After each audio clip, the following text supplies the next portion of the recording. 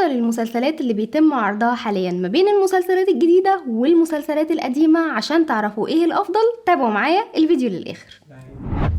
زي ما انتم متعودين الفيديو الشهري بتاع افضل المسلسلات، لكن المرة دي بقى هيكون بنمط مختلف شوية. بدل ما بندخل المسلسلات الجديدة مع المسلسلات القديمة، هنعمل ايه الاحسن في الجديد وايه الاحسن في القديم، وكل واحد هيكون ليه ترتيب. تعالوا نشوف هنعملها ازاي. اول حاجة في المسلسلات الجديدة، بما انهم لحد الان يعتبروا 11 مسلسل، ففي المركز ال11 هو مسلسل الشجاع. مسلسل الشجاع على قد ما انا حبيت القصة بتاعته، بالرغم ان هي مكررة وبرغم ان احنا زي ما قلت قبل كده داخل فيها حبة من مسلسل دموع الورد، على حبة من مسلسل ايزل، على حاجات قديمة كتير والقصة كانت مستهلكة جدا، ولكن بصراحة انا برضو اندمجت معاها او حبيتها. اللي شاف الحاجات دي ممكن ما يحبهاش وممكن ما يكملهاش، وانا شفتهم بس انا حبيت ان انا اكملها لان انا بحب مارت رمضان دمير، وكنت حابه ان انا اشوفه في مسلسل جديد يعني. ولكن للاسف انه من كتر ما القصه كانت مستهلكه، تحس كمان ان الممثلين يعني مش عارفين يمثلوا. يعني حتى مارت رمضان دمير بتمثيله، ان هو معروف ان هو تمثيله كويس، حاسه ان هو مش عارف يمثل. ميليس سيزن تمثيلها يعني مش قادره اصنفه سيء، ده لو في حاجه بعد السيء هقولها والله العظيم بجد. ودي من الحاجات اللي يعني خلت المسلسل ده يتم ايقافه بشكل مبكر جدا. هو لسه لحد دلوقتي ما اتعلنش ان هو هيتم ايقافه، ولكن انا بقول لكم قريب جدا هيتم ايقافه، وغالبا هيتم ايقافه عند الحلقه السادسه ومش هيكمل حتى للحلقه الثامنه. فعلشان كده المسلسل ده بالنسبه لي انا حطيته في رقم 11، لان هو من ضمن المسلسلات برضو اللي انا بتفرج عليها حاليا ومكملاه حتى لو هيتم ايقافه. فاديني هشوف هم هيوصلوا في ايه لحد النهايه، بس اتمنى ان النهايه ما تكونش مفتوحه ويكون في قفله للمسلسل، ونعتبر ان هو مسلسل قصير يعني. واكتر حد زعلان عليه في المسلسل ده هو صالح. يعني صالح تمثيله رائع وخرافي، ويعني تحس ان هو منحوس، اي مسلسل بيدخل فيه بيقف حقيقي بجد والله. المشبوه وقف، يوم اخر وقف، المسلسل اللي هو بتاع الشجاع ده وقف، وكلهم بيقفوا عند الحلقة السادسة الثامنة العاشرة. حتى المشبوه ده كان وقف تقريبا عند الحلقة الخامسة. فاني ما تفهمش، ممثل حلو جدا، اداؤه جميل جدا، لكن حظه وحش قوي في نسبة المشاهدة بتاعت المسلسلات. يا ترى انتوا كمان رأيكم ايه؟ برضو اكتبوهولي في الكومنتات. في المركز العاشر هو مسلسل أطفال جنة. مسلسل أطفال جنة بدأ بداية حلوة جدا وبداية قوية جدا، وخلانا ان احنا نتعاطف مع القصة ومع الشخصيات ومع شخصية اسكندر والكلام ده كله. ولكن يعني بدأ بقى انه الحاجات اللي حصلت داخل المسلسل، ولما اسماعيل انفصل عن المسلسل ده وبدأوا ان هم يجيبوا شخص تاني، واخو اسكندر اللي هو كان كامل رجع بقى طلع ان هو عايش مرة تانية. الكلام ده كله أثر بنسبة كبيرة جدا على مصداقية القصة بالنسبة لينا احنا كمشاهدين. احنا عارفين خلاص ان المسلسلات التركية الحي او الميت بيرجع ان هو يبقى حي مرة تانية، ولكن لما تبقى مأفورين الموضوع بطريقة كبيرة، او علشان خاطر الشخصية بتاعت ان اسماعيل دي انفصلت علشان حوار التعاطي وان هو طلع ايجابي ومش عارف ايه والكلام ده كله، زي ما قلت لكم في فيديو الاخبار قبل كده، يجي بقى بعد كده يجي شخص مكانه هيكمل اللي هو كامل، اللي كانوا المفروض قالوهولي في الاول خالص انه توفى او ان هو مات. فما بقتش مقتنعه انا بصراحه من بعد ما شخصيه اسماعيل خرجت. انا ما كملتش المسلسل، ولكن انا حاطاه برضو دلوقتي في الترتيب بناء على ان هو كان من افضل المسلسلات اللي موجوده في الموسم بالنسبه لي، واللي ما كانش قصه مستهلكه ولا كان قصه مكرره، وكان كل حاجه فيه تعتبر كويسه بالنسبه لي. انا كنت حباها وكنت حابه الشخصيات اللي موجودين في المسلسل واجواء القريه ومش عارف ايه والكلام ده كله. لكن بعد الحوار اللي حصل بتاع الانفصالات ده، كل الابطال يعتبروا اتغيروا اساسا. فخلاص هو بالنسبه لي كان الافضل ان انتوا تجيبوا مسلسل تاني جديد بدل ما تكملوا وتعبكوا في المسلسل ده. وسوري يعني ان انا بقول كده، ولكن هو ده رايي. في المركز التاسع المسلسل اللي بلاقي هجوم كتير جدا بسببه، وهو مسلسل المؤسس أورهان. انتي ليه ما بتحبيش يا سارة المؤسس أورهان؟ مين قال لكم ان سارة ما بتحبش المؤسس أورهان او ما بتحبش حتى المسلسلات التاريخية؟ ده انا عملت لكم 4 فيديوهات عن المسلسلات التاريخية وعن محبتي ليهم يعني، واحط لكم لينك البلاي ليست هنا، روحوا واتفرجوا عليه. ولكن المؤسس أورهان بالنسبة لي انا كنت حاطاه في مكانه ان هو كده مثلا. فلما المسلسل بدأ انا حسيت ان هو كده، ففي فرق. انا كنت حاطاه في مكانه كبيره قوي، ولما الاحداث بتاعه المسلسل بدات لا، حسيت ان هو ضئيل قوي او صغير قوي بالنسبه للسلسله اللي هو بيكملها، اللي هي سلسله قيامه ارطغرل والمؤسس عثمان. وبرضو من الحاجات اللي هي على فكره خلت المسلسل ده بالنسبه لي مش احسن حاجة، ان هم على ما بدأوا يدخلوا في الاحداث بتاعت أورهان اللي هو البطل بتاع المسلسل، كنا وصلنا تقريبا للحلقة 10 لما بدأوا بقى يدخلوا في احداث جد ومش عارف ايه والكلام ده كله. فانت كنت فين ال10 حلقات اللي فاتوا؟ يعني المفروض مثلا، او اللي معروف في المسلسلات التركية ان هي بتبقى بادئة قوية جدا واحداث رهيبة اول كام حلقة كده، لحد مثلا ما توصل للحلقة 10 15 يبدأوا بقى ان هم يمططوا في الاحداث ومش عارف ايه وهكذا، وبعدين يجوا في النهاية في القفلة مع نهاية الموسم يسرعوا برضو الأحداث شوية. ده اللي معروف عن المسلسلات التركية، واللي بيشوفها من زمان عارف كده. لكن انت بدأت لي بقى بالعكس، انت بدأت لي مط مط مط مط لحد ما بدأت ان انت تدخل في الجد كان بداية الحلقة 10. فبالتالي ناس كتير جدا انسحبت عن المسلسل ده وبدأتش ان هي تتفرج عليه يعني، وزهقوا ما كملوش، برغم ان احداثه الباقيه كانت حلوه جدا والمسلسل كان جميل جدا، ولكن انت جبتهولي بعد ما انا خلاص انسحبت عنه، فانا هرجع له تاني ليه؟ فعلشان كده المسلسل ده بالنسبه لي في المركز التاسع يعني، وزي ما قلت لكم ان هو هيتم ايقافه عند الحلقه رقم 26. تامن مسلسل هو مسلسل الحسد. مسلسل الحسد لو تفتكروا سارة كده في بداية الموسم كانت عمالة تقول ده مسلسل خطير، ده مسلسل رهيب، ده كانت مدياه المركز الثالث وبعدين بقى الخامس ومش عارف ايه بتاع. كنت حباه، انا فعلا انا كنت حباه وما زلت على فكرة بحبه، بس الحاجة حتى لو انا بحبها ما بحبش اطبل لها كتير، ما عدا مسلسل واحد انتوا عارفينه عشان بس نبقى صراحة مع بعض كده. مسلسل الحسد انا كانت عجباني القصة النفسية العميقة اللي كانت موجودة فيه، بالاضافة ان اداء الممثلين فيه مع اداء أوزجو نامال كان رهيب رهيب رهيب يعني. فاللي هو مش محتاج اصلا ان الواحد يطلع يتكلم عن ادائهم لان كلهم يعتبر حلو، ما عدا حفصة نور تقريبا اللي بتقلش منها في بعض الحاجات يعني. لكن توصلوا بقى معايا ان نوصل مع الاحداث بتاعت المسلسل ان احنا عمالين نقول حالفين يمين 3 انه مفيش واحدة تبقى حامل من جوزها، فانتوا عايزيني افضل مكملة بحب في المسلسل ازاي؟ حاجة بتنافي العادات والتقاليد، واللي هي يعني طب هنقول واحدة بيطلع مثلا في كل مسلسل واحدة لكن مش كله، فاللي هو طبيعي ان انا ابقى متضايقة من الحاجات اللي هم بيبثوها لنا او بيرسخوها عندنا او عايزين يخلوها ان هي دي حاجه عاديه او حاجه طبيعيه. ما هو انت طبيعي طول ما انت عمال بتتفرج على مشاهد وحاجات زي كده، انت من جواك هتبقى لما تشوف الحاجه دي على الطبيعه قدامك عادي، ما هي حصلت او ما هي بتحصل.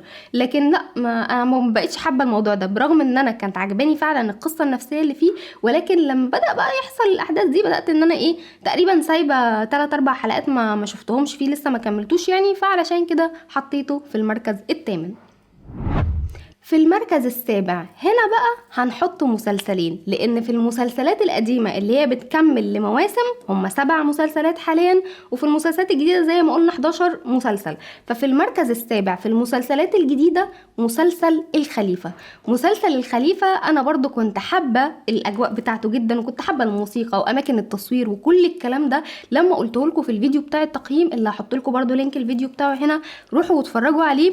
وكنت حابة جدا الثنائي بتاع سرحات ويلدز، والناس بتيجي تهاجمني في الكومنتات ويقعدوا يقولوا لا وازاي، ولا سرحات وملك، ده ملك هي اللي مراته، ده يلدز هي اللي دخلت حياتهم وبوظت لهم حياتهم ومش عارف ايه الكلام ده كله. كل واحد ليه وجهة نظر، وانا مش مع الطرف الثالث ولا ان انا مناصرة يلدز علشان هي طرف ثالث او هكذا. استحالة ان انا هبقى يعني مع واحدة داخله تخرب بيت جوز حد وتحب الشخص يعني اللي هو الزوج، يعني اكيد لا. انا واحده متجوزه عشان بس في ناس تقعد تسالني في الكومنتات وهكذا، اكيد انا مش هبقى حابه خراب البيوت ده. ولكن قصة يلدز في الأول بالنسبة لي كانت مؤثرة جدا. انتوا الأهالي اللي ربطوهم ببعض من هم صغيرين، انتوا اللي منعتوها من التعليم ودرست من ورا أهلها، وبقى في كلام عليها في المكان اللي هي فيه بسبب صراحات ده، وان هو مش راضي يرجع علشان خاطر يتجوزها. فانتوا اللي سوقتوا سمعتها من البداية، فطبيعي ان انا ابقى متعاطفة معاها في البداية. بقيت الأحداث برضو علشان أكون صريحة معاكم لسه ما كملتهاش، يمكن لما أوصل لنهاية الحلقات اوصل للقناعه اللي انتوا بتتكلموا فيها ان ملك هي اللي ليها الحق ومش عارف ايه. ولو ان انا برضو كنت بقول لكم في البدايه قصة حب وجواز حصلت بسرعة الصاروخ، اللي هو في فيلم كده، الفيلم بتاع اللي هو بتاع مازو، فاصل من اللحظات اللذيذة، لما راحوا في العالم التاني جاب لك كده فيلم صغير، قال لك ايه ده، خبطوا في بعض، انا بحبك انا كمان بحبك، تتجوزيني مش عارف ايه، نتجوز يلا نتجوز، واتجوزوا. هو ده بالظبط اللي حصل في قصة سراحات وملك في بداية جوازهم. فانا علشان كده حسيت ان هي حصلت بسرعه قوي، بطريقه مش يعني مخلياني مش مقتنعه قوي من جوايا. فعلشان كده برضو مسلسل الخليفه بالنسبه لي يعتبر في المركز السابع من المسلسلات الجديده. اما بقى المركز السابع من المسلسلات القديمه فهو مسلسل الشوارع الخلفيه، وده للاسف انا مش هقدر ان انا اتكلم عنه كتير، لان انا قلت لكم قبل كده ان انا ما اتفرجتش عليه، ولكن حطيته في ترتيب بناء بس على ان هو في الموسم العشرين وهيتجدد للموسم ال21، ونفسي اعرف الناس بتتفرج على المسلسل ده لحد دلوقتي ازاي، مكملين 747 حلقة تقريبا لحد دلوقتي ولسه مكملين فيه، وهيكملوا موسم كمان. بس على فكرة المفروض ان الموسم ال21 ده هيكون الموسم الاخير اخيرا يعني، الحمد لله. فانتوا برضو اكتبوا لي ايه هو المركز السابع بالنسبة لكم في المسلسلات في الكومنتات. في المركز السادس وسمعت كلامكم وبدأت ان انا اتفرج على مسلسل القبيحة، وعلشان كده حطيته في المركز السابع. كنت متضايقة منه في البداية انه عشان عمالين يزودوا كلمة القبيحة القبيحة القبيحة، برغم ان هي كان ليها اسباب، وان مش عارفة مامته قصت شعرها ومش عارف ايه والكلام ده كله عشان ما تلفتش نظره ليها، وان هي بتبقى بتحبه وهو صغير والجو ده كله تمام. التمثيل بتاعهم حلو، بدأوا ان هم رتم الاحداث بتاعهم يعتبر ان هو سريع، التصوير بتاع المسلسل والاخراج ده تحفة جدا جدا جدا، فيعني من افضل المسلسلات بصراحة في الاخراج والتصوير في الموسم الحالي. فعشان كده هو معايا في المركز السادس، وبدأت ان انا اتفرج عليه على فكرة بناء على ترشيحاتكم. كنت شفت الحلقة الاولى بس وما كملتش، وبصراحة ما ندمتش لانه فعلا من احلى المسلسلات اللي موجودة في الموسم الحالي. اما بقى المركز السادس في المسلسلات القديمة اللي هي بتكمل المواسم الحالية يعني، او موسم مش اول موسم ليها، هو مسلسل جبل القلب. جبل القلب انا برضو ما شفتش المسلسل ده بشكل كامل علشان ابقى صريحة معاكم، ولكن هو من اكتر المسلسلات الحلوة اللي فيها اجواء القرية، اللي فيها برضو محافظين على العادات والتقاليد، مش هتلاقي فيها مشهد وحش، مش هتلاقي فيها علاقة غريبة او مش عارف ايه وكلام ده، لا بيبقوا ماشيين ومراعيين كل العادات والتقاليد اللي احنا كلنا بنحبها، وينفع كلنا كده كأسرة نقعد ونتفرج على المسلسل ده مع شوية كوميديا ورومانسية وحاجات عائلية كلها حلوة جدا. فعلشان كده جبل القلب هو كمان في المركز السادس. اما في المركز الخامس هتتفاجئوا ان انا هقول لكم المسلسل ده في المركز الخامس، لانه كان من حوالي شهرين في المركز الاول، وهو مسلسل تحت الارض. تحت الارض ليه بقى في المركز الخامس يا ساره دلوقتي؟ مع ان الحلقه على فكره اللي فاتت اللي هي اللي اتعرضت اخر حلقه دي كانت حلوه جدا وهتنقل المسلسل نقله حلوه جدا، ولكن انا خلاص كنت حطيت التقييم، فهو انت بالنسبه لي دلوقتي في المركز الخامس، لان زي ما قلت بدا الاحداث حلوه جدا، حوارات عميقه جدا، الاخراج بتاعه التصوير بتاعه برضو يعتبر كويس، الكتابه بتاعته جميله جدا. بس زهقنا من ان هم قاعدين، انت متصنف لي ان انت مسلسل اكشن، يعني يبقى فيك حركة، فيك اماكن مختلفة، فيك ضرب، فيك قلم، انا عايزة حتى اضربوه بالقلم يا جماعة، ما ينفعش كده ماشي انتوا عملتوا انفجار السيارة ومش عارف ايه والكلام من ده، بس يعني ده احنا بنتنشأ على مشهد كل فين وفين على ما يظهر مشهد اكشن في المسلسل اللي هو اصلا تصنيفه اكشن. فعلشان كده بالنسبه لي انا ما بقتش حباه، بقيت اللي هو عماله بتفرج على ناس قاعدين بيشربوا شاي بيشربوا قهوه، بعدين بقوا بياكلوا ايس كريم، بعدين بقوا بيعملوا حفله شواء، بيلعبوا كوره مش عارف ايه. فاحنا عمالين بنتفرج على اسر في اماكن مختلفه، كل اسره قاعده في بيت او قاعدين مع بعض في بيت وبيتكلموا في حوارات مختلفه يعني. فين بقى المتعه في الموضوع ده؟ انا مش عارفه. ماشي بدأنا من الحلقه الاخيره يبدأ انه يظهر موضوع جيلان، وعرفنا ان جيلان شغاله تبع يلماظ ومش عارف ايه والكلام ده كله، ويا ترى بقى هربت ولا كارتال خطفها ولا اسمه حيدر علي ده عرف ولا ايه الدنيا، الكلام ده كله بدأ يحصل فيه تساؤلات كبيره جدا. حلو وانا معاكم والحلقه كانت جميله جدا، ولكن عايزين بقى احداث اقوى شويه، خصوصا ان انتوا خلاص بتقفلوا الموسم، فلازم الاحداث تبقى حماسيه علشان تخلونا ان احنا متحمسين نتفرج على الموسم التاني بتاعه. اما بقى بالنسبه للمسلسلات اللي هي القديمه، ففي المركز الخامس معايا هو مسلسل شراب التوت. شراب التوت من اقوى المسلسلات اللي موجوده بقاله فترة، يعني بقاله كذا سنة اهو، ولكن 4 سنين وهيتجدد لموسم 5 كمان. ولكن انا برضو من بعد كم الانفصالات اللي حصل في مسلسل شراب التوت والابطال اللي كانوا فيه بدأوا ان هم يتغيروا، بدأ يدخل شخصيات جديدة ومسار القصة بدأ ان هو يختلف. وعايزة اقول لكم ان حتى في شخصيات موجودة او في شخصية مثلا موجودة اتغيرت اكتر من مرة، بيغيروا الممثلة وهي نفس الشخصية، فده بيعمل لي ايرور كده وانا بتفرج، اللي هو في حاجة غلط في الموضوع، انا مش قادرة احدد هي ايه، وخلتني ان انا مش قادرة اندمج معاهم مع احداث المسلسل يعني. ولكن هو برضو لحد الان يعتبر من المسلسلات اللي ثابتة على نسبة المشاهدة بتاعها، اللي ليها جمهور، اللي كان ليها قصة معرفش القصة بتاعتها دلوقتي بدأت ان هي تروح فين، ولو ان الاحداث في اخر كام حلقة بدأت ان هي تشد مرة تانية، وبدأت ان هي تبقى اسرع برضو مرة تانية، ويمكن يحاولوا ان هم يرجعوا للقصة الاصلية مرة تانية. ولا انتوا ايه رأيكم؟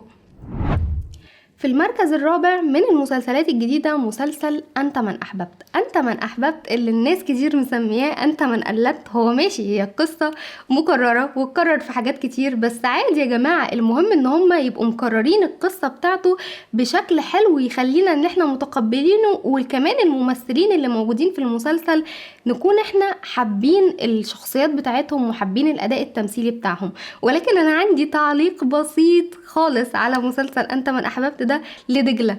أرجوك يا دجلة يا حبيبتي استحمي، الريحة وصلت لحد عندنا دلوقتي، ده أركان قالها لك بجميع الطرق علشان خاطر ما يجرحكيش.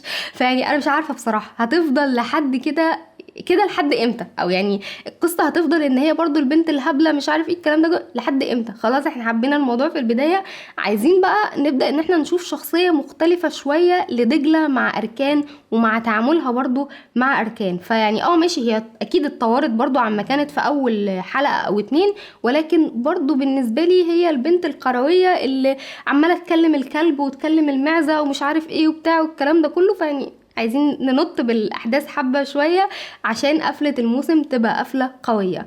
اما بقى رقم 4 بالنسبة لي في المسلسلات اللي هي في الموسم مش اول موسم ليها، هو مسلسل المدينة الحزينة، المدينة البعيدة. المدينة البعيدة يا جماعة زي ما بقول لكم دايما كل مرة، من اكتر المسلسلات اللي ارتبطنا بالثنائي فيها، وحبينا قصة جيهان وحبينا قصة عالية مع بعض، لكن هم دمروه لنا بالحاجات اللي هم عمالين بيعملوها في المسلسل. يعني عايزة اقول لكم ان المسلسل خلاص كمان 3 حلقات الموسم التاني هينتهي. الموسم التاني هينتهي بدون اي حاجة جديدة حصلت فيه، يعني تحسوا ان هو موسم تاني عبث لأبعد الحدود في كل حاجة حصلت فيه. لو طلعت حلقة كويسة بيبقى فيه 30، يعني 2 3 5 وحشين، وهكذا. انتوا عارفين يعني الناس اللي بتتابع المسلسل وحباه، والله العظيم انتوا عارفين كده، بس مش راضيين تقتنعوا وتقولوا ده من جواكوا عشان هو المدينة يعني المدينة. ماشي هو المدينة يعني المدينة وبحبه وبتابع كل حلقاته، ولكن بران مع مريم، وعلى فكرة مريم مكملة معانا في الموسم الثالث، وصراحات ابنها مكمل معانا في الموسم الثالث، اللي هو عمالين يقولوا هيطلع ابن جيهان ومش عارف ايه والكلام ده كله. فيعني احنا داخلين على مرار طافح كمان في الموسم الثالث بعد ما ينتهي الموسم الثاني، اللي فعلا بجد ما اضافلناش حاجه. يعني الموسم الاول لما انتهى قلنا خلاص عاليه وجيهان هيبداوا ان هم يقربوا من بعض، وحوار بران ده هيتنسى ومش عارف ايه، يطلع لنا بران ذات نفسه الكائن الزومبي اللي طلع بعد ما عاد من الموت يعني. فلا هو لحد الاحداث اللي بتحصل حاليا انا معترضة على كل اللي بيحصل فيه حاليا في المسلسل ده، فحطيته رقم 4 نسبة بس لمكانته في قلبي، ونسبة لان احنا اصلا بنقول 7 مراكز مش 10، يعني لولا كده كنت حطيته ابعد من كده كمان. في المركز الثالث من المسلسلات الجديدة مسلسل ورود وذنوب. مسلسل ورود وذنوب زي ما انتوا عارفين هو من افضل المسلسلات بالنسبة لي في الموسم الحالي، حلو وحش، قصته وحشة، قصته بحبه هو كده. بس بصراحة يعني لو فعلا الكاتبة هتقلب الموضوع في الاخر وتطلع البنت اللي هي قدر بنت صراحات زي ما كنت قلت لكم اصلا في الاول خالص، من كتر ما هم جايبينها اصلا ان هي شكله يعني ومش هتبقى بنت جيهان، هتبقى صدمة كبيرة جدا لصراحات، وهيحب زينب 10 مرات اكتر ما كان بيحبها. بالاضافة كمان ان حتة بقى الماضي اللي بدأ يظهر لزينب، واللي برضو انا اول واحدة قلت لكم عنه، وقلت لكم ان زينب دي لازم يكون ليها ماضي، وتكون الشخصية بتاعتها او القدر بتاعها هو نفس اللي حصل مع قدر، يعني نفس اللي حصل لها هو حصل لقدر، فعلشان كده هي متعلقة بيها بالطريقة دي. وده فعلا اللي بدأ يحصل لنا او يعني يبان لنا في الاحداث اللي بتتعرض حاليا، وبانت اكتر في الحلقة اللي فاتت. وهنبدأ نعرف مين الشخص بقى اللي خرج من السجن ده، يا ترى هو فعلا ابوها وقتل امها قدامها، وهتطلع مثلا رفيقة دي خالتها مثلا او حد اتبناها او مش عارف ايه وكلام من ده. كل ده هيبان. اما بالنسبة لكل الناس اللي قلقانة على صراحات علشان اتضرب بالنار وجابوه بقى في الاعلان واسعاف ومستشفى، وزينب عمالة تقولك صراحات صراحات ومش عارف ايه، البطل ما بيموتش، البطل ما بيموتش. لاني بلاقي ناس في الكومنتات تقولي لا يا ساره على فكره في ابطال بتموت وفي مسلسلات كتير انتهت ابطالها ماتت. انتهت يعني البطل بيموت في اخر حلقه في الموسم مثلا لو كان هينفصل عن الموسم، او في اخر حلقه في المسلسل عموما. لو خلاص المسلسل انتهى ودي اخر حلقه ليه ممكن يموتوا البطل، لكن بطل المسلسل ما انفصلش وده مش الحلقه الاخيره فهو مكمل معانا. وده اللي بلنا من الاعلان التاني ان هو عادي خالص رايح خطوبه مصطفى مع زينب والدنيا لذيذه جدا ومفيش اي حاجه.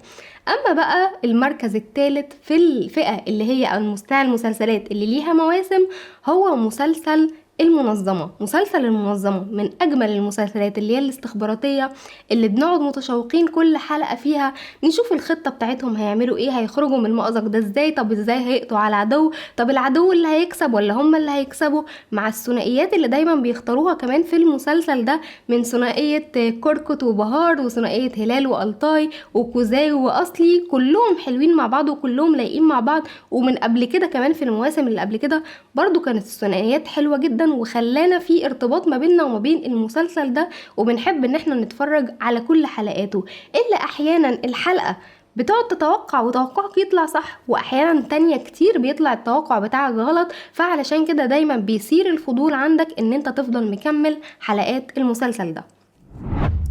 في المركز الثاني من المسلسلات الجديدة مسلسل هذا البحر سوف يفيض. مسلسل هذا البحر سوف يفيض مع اخر كام حلقة كده رجع لي الشغف للحلقات الاولى اللي كنا عمالين نقول الله على المسلسل ده وعلى جمال المسلسل ده، مع الاعلان الحماسي كمان اللي نزل للحلقة اللي هي المفروض الفيديو اللي هينزلكوا السبت فهي نزلت امبارح، انا لسه بقى دلوقتي ما شفتهاش يعني، بس المفروض ان الحلقة هتبقى حلوة جدا لان هم ربطوا الاعلان الترويجي اللي نزل في اول المسلسل خالص بالاحداث بقى اللي ماشية حاليا مع المسلسل. والمفروض ان سر إليني ده هيبدأ خلاص ان هو ينكشف، ومش عارفة ليه حاسة ان نيكو هو اللي هيبقى كشف السر العادل يعني مش عارفة بجد. خلاص هو لما قال له ان لما قال على التقرير يعني بتاع الدي ان ايه بدأ ان هو يبص لأسماء ويبص لإليني وهي بتتخطف فربط الموضوع فهيعرف. مش عارفة بصراحة، يبقى نيكو ده ذكاء خارق يعني.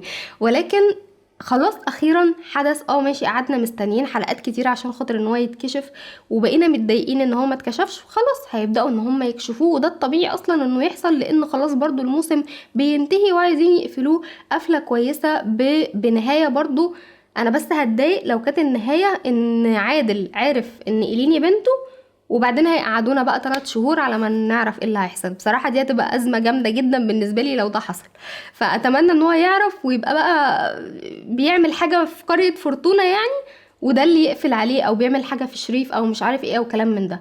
اما بقى في المركز الثاني من المسلسلات اللي هي القديمه هو مسلسل محمد الفاتح. مسلسل تاريخي تحس ان انت وانت بتتفرج على المسلسل كده ما بتتفرجش على مسلسل تركي، من قد ايه قوة التصوير والاخراج اللي فيه والزوايا بتاعة التصوير. كل حاجة في المسلسل ده حلوة، بالاضافة ان احنا دايما لما بيجوا يتكلموا الاتراك تحديدا كمان عن مسلسل بيكون تاريخي بيكون فيه انحرافات كتير وحاجات كتير غلط. لكن المسلسل بتاع محمد الفاتح بصراحة معظم الحاجات اللي هي مذكورة في المسلسل صحيحة وما فيهاش اخطاء كتير يعني. فعلشان كده من المسلسلات المميزة جدا في المسلسلات التاريخية التركية، واللي لسه مكملة فيه لحد الان وخلاص هيتجدد لموسم رابع، وهفضل برضو مكملة فيه للموسم الرابع.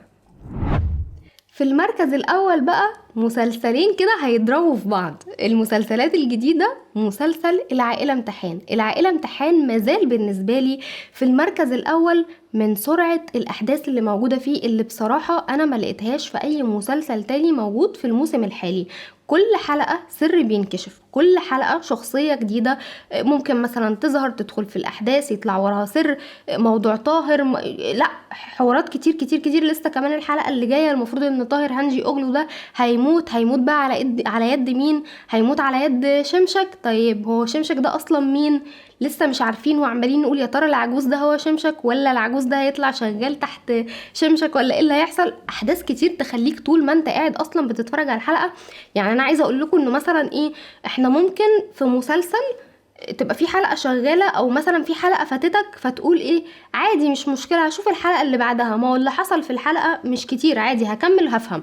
لا، انت في الحلقة بتاع العائلة امتحان لو في 10 دقايق فاتتك من الحلقة هو ممكن يكون حصل فيها احداث بتحصل في حلقة تانية في مسلسل تاني في حلقة كاملة، فاللي هي هيبقى فاتك كتير. فحرفيا دي من اكتر الحاجات اللي محبباني في مسلسل العائلة امتحان. اما بقى المركز الاول في المسلسلات القديمة فرجع تاني لمنصبه وهو مسلسل حلم أشرف. طيب حلم أشرف كان بقالك كام مرة في التقييمات بتدي 4 بتدي 5 مش عارف ايه، رجعتيه للمركز الأول ليه؟ لأن الأحداث اللي بتحصل فيه حاليا بقت سريعة جدا. خلاص أسرار كتير اتكشفت من اللي احنا كنا عايزين نكشفها، يعني ان موضوع نيسان كانت مفتشة او مخبرة، وكمان موضوع ان نيسان هي رويا، وكمان نيسان هي بنت العجوز، وأشرف عارف كل الكلام ده.